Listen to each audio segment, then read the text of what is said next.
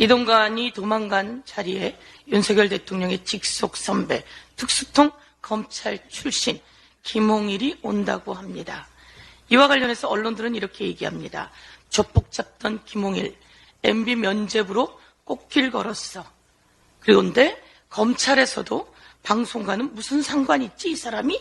라고 하는 의견을 내놓고 있다고 합니다. 그리고 이 사람은 검찰을 사퇴한 이후 재산이 5배나 늘었다고 합니다. 이와 관련해서 김홍일을 방통위원장으로 앉혀서 방송을 장악하려고 하는 윤석열 정권, 땡전 뉴스를 닮아 땡윤 뉴스를 만들려고 하는 윤석열 정권에 대해서 국민들이 가만히 두지 않을 겁니다. 김홍일은 누굽니까? 이명박 대통령의 BBK 주가 조작 공모, 다스 차명재산 의혹 등을 무혐의 낸 사람입니다. 이런 사람을 윤석열 대통령은 골라도 어떻게 이런 사람을 고를 수 있는지 지적하지 않을 수 없습니다. 경제가 최악입니다. 윤석열 대통령이 이 경제가 이렇게 어려운 상황 속에서 부산 엑스포 유치를 위해 대기업 총수들을 불러서 모두 동원하더니 이제는 그것을 대전을 달랜다며 대기업 총수들을 모두 부산으로 불러 모았습니다. 이 대기업 총수들을 부산으로 불러 모아서 같이 떡볶이를 먹는 모습을 보였습니다. 대통령 자신을 위해서 이렇게 대기업 총수들 이용해도 되는 겁니까? 저쪽부터 SK 최재원, 그리고 이재용 삼성 회장, 조현준 효성그룹 회장, 윤석열 대통령, 그리고 구강모 LG그룹 회장, 김동관 하나그룹 회장, 정기선 현대 부회장 등 이런 사람들을 부산으로 불렀습니다. 얼마나 할 일이 많겠습니까? 대한민국의 무역 수지가 세계 209개국 중에 200위라고 합니다. 북한도 109위인데 말이죠.